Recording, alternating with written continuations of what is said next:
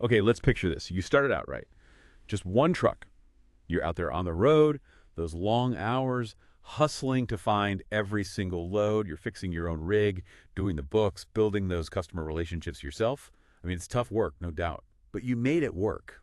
That one truck operation, it was yours. You were like the captain of your own ship, just on wheels. But then things change. The phone starts ringing off the hook, maybe.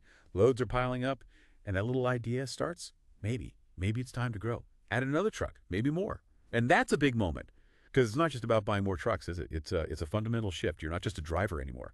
Suddenly you got to be a manager. And that's really what we're diving into today. How do you make that transition? We're using insights from our source, scaling your trucking fleet from solo to success. Our mission here is simple.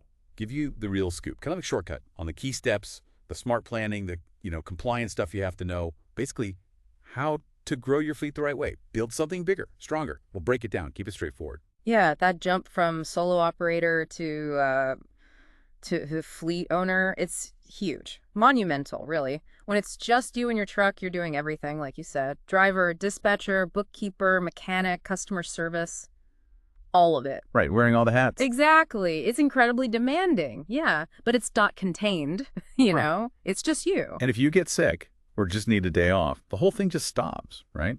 Is that part of the mental shift too? Realizing you can't be the only one anymore. That's a huge part of it. The second you add another truck, the game changes completely. It's not just your truck, your time anymore. Now you're managing resources, yes, but also, crucially, people. And that means whole new layers of stuff: fuel, maintenance, insurance, but for multiple trucks now. Yeah. And hiring drivers, finding people you trust to represent your business out there. That's a big leap. Yeah, trusting someone else with your reputation, essentially. Precisely. Then there's keeping up with all the government rules, doing payroll, taxes, scheduling for others, and still managing those customer relationships even when it's your drivers, not you, making the delivery. It's a lot. Wow. Yeah, that's a whole different ballgame. So it sounds like jumping in too fast, maybe unprepared, could be? Oh, bad. So before anyone even starts thinking about truck number 2, what are those essential questions, the gut check questions they need to ask? Well, our source points to 4 really critical ones. First, is your current operation actually making steady money, profitably? Okay, baseline financial health. Makes sense. Second, do you genuinely have enough work, enough reliable customers to feed another truck consistently? Not just a temporary surge. Exactly. Yeah. Third, and this is a big one, can you honestly handle managing people, not just equipment? Are you ready for that? The people management piece.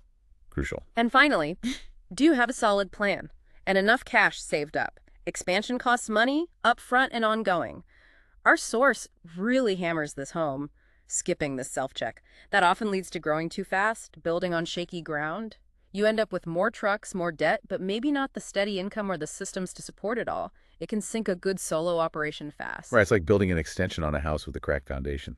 Perfect analogy. You got to make sure the original structure is sound first. Okay, so foundation first. And a huge part of that foundation, it seems, is people, the drivers. Because like you said, loads don't move themselves. But hiring drivers, especially CDL drivers, it's not just putting an ad out, is it? Our source really stresses the role of the FMCSA, the Federal Motor Carrier Safety Administration. Why are their rules such a big deal here? Oh, they're paramount. Absolutely critical. Because their rules are all about safety on the roads, public safety. You cut corners hiring CDL drivers, you're risking, well, serious accidents, huge fines, maybe even losing your license to operate altogether. It's just not an area where you can afford to mess up. Okay, so the stakes are incredibly high. But the level of detail for hiring, it seems way more intense than, say, hiring someone for an office job. Right. How different is it really? It's significantly more regulated, massively so. And for good reason, driving an 80,000-pound truck is serious business. For a typical office job, you check work eligibility, maybe some references. For a CDL driver, the list is long and mandated by law. Like, they have to be 21 for interstate driving. Need that valid CDL, obviously, with the right endorsements for the kind of freight. Then background checks are mandatory. You have to check their driving record, the MVR, going back 3, sometimes 5 years. Looking for red flags, I assume. DUIs, reckless driving. Exactly. And those things can stick with a driver's record for a long time. It's non-negotiable for safety and insurance, frankly. Then, drug testing, pre-employment tests are required. Plus, you got to use the Drug and Alcohol Clearinghouse now. Check their history there, too. Wow. Okay. And even if they're experienced, you still need solid onboarding, training them on your company's rules, safety procedures, how you handle your equipment. Everyone needs to be on the same page. Safety first, always. That is a lot. Just for the hiring part. Yeah. It really drives home that scaling isn't just about working harder. You need smarter systems. I can just imagine trying to manage multiple trucks, drivers, all these rules with sticky notes and phone calls. Yeah. That sounds like chaos. Oh, it would be. Absolute chaos. That's why moving beyond manual methods is, well, essential, not optional, really, if you want to scale effectively. Fleet management systems, the technology, they're not just fancy extras. They are tools to keep you organized, save actual money, and honestly, reduce a ton of stress. Okay, so what kind of tech are we talking about? Well, things like GPS tracking for starters, real-time location of every truck, instantly if deliveries are on schedule, if someone's stuck in traffic, or, maybe taking an unscheduled detour. Right, so no more, where's my truck calls? You just look. Exactly. Saves so much time and worry. Then there's what's called a TMS, a transportation management system. Think of it like a central digital hub, assigning loads, planning efficient routes, communicating with drivers, tracking the whole delivery process. It brings it all together. Okay, a command center. Sort of, yeah. And telematics, that's another big one. It tracks things like fuel consumption, engine health, even driver behaviors like hard braking or speeding. Gives you data to work with. Data to improve things, cut costs. Precisely. And then there's even AI, artificial intelligence, for route optimization. This software finds the absolute best routes considering traffic, weather, delivery windows. Saves a ton on fuel and time. Our source actually points out that, maybe a TMS feels like a big check to write up front. But companies often see a return on that investment pretty fast, sometimes within like 9 to 12 months. Mostly because they cut down on empty miles, maybe 15–20%, and drastically reduce the admin time spent on paperwork and phone calls. That's real savings hitting the bottom line. That's a powerful point. It's an investment that pays back, not just an expense. Okay, so you've got the tech, but tech doesn't drive the truck. You still need good people, happy people. Drivers are the heart of it, right? So how do you build that solid team and, maybe more importantly, keep them? You've nailed it. It starts with the fundamentals. Like reliable payroll. Our source puts it plainly. No one likes waiting for a paycheck. Using software for accurate on-time pay. That's table stakes. Basic respect, really. Absolutely. Beyond that, open communication is huge. Drivers need to feel heard. Having clear ways for dispatch, drivers, management, even customers to connect. It solves problems faster and builds trust. And training shouldn't stop after onboarding. Offering ongoing training, new tech, safety refreshers, maybe even customer service skills shows you're investing in them. Right, continued development. And this next bit, I think it's easy to overlook. The cost of losing drivers, the churn. Our source really highlights that keeping a good driver is way, way cheaper than finding a new one. What's the impact there long term? Oh, it's massive. Driver retention is like a cornerstone of growing sustainably. Our source mentioned one owner who figured out they were spending almost $5,000 per hire just on recruiting, background checks, onboarding, lost productivity during training. Wow, $5,000 a pop. Yeah. And that's money that could have gone to bonuses, better benefits, maybe another truck payment, right? The time and money sink involved in constantly replacing drivers. It's huge. So when you focus on what keeps drivers fair pay, decent benefits, maybe performance bonuses, respecting their time with flexible schedules, creating a, respectful culture, good drivers will choose to stay. That stability, it cuts costs, keeps your service consistent, boosts morale. It's absolutely key for long-term success. Makes perfect sense. Treat people well, they stick around. Okay, so you're keeping drivers happy, the fleet's growing, but so are the financial headaches, potentially. How do you manage the money side carefully when every new truck is more spending, more risk? Yeah, growth definitely means spending more money, but it absolutely has to be smart spending. Step one, according to the source, a solid business plan. You got to map out your goals, your expected income, all the costs, trucks, wages, fuel, insurance, maintenance. That's your roadmap. Knowing where you're headed financially. Exactly. Then, funding. Are you getting loans? Leasing? You need to understand all the terms, the fees, not just the monthly payment. No surprises later. And something solo folks often need to change. Separate bank accounts. Personal and business. Absolutely critical. Makes taxes way easier, and crucially, gives you a clear view of whether the business is actually profitable. Yeah, gotta know your real numbers. You have to, and that leads to the last point. Constantly track those numbers.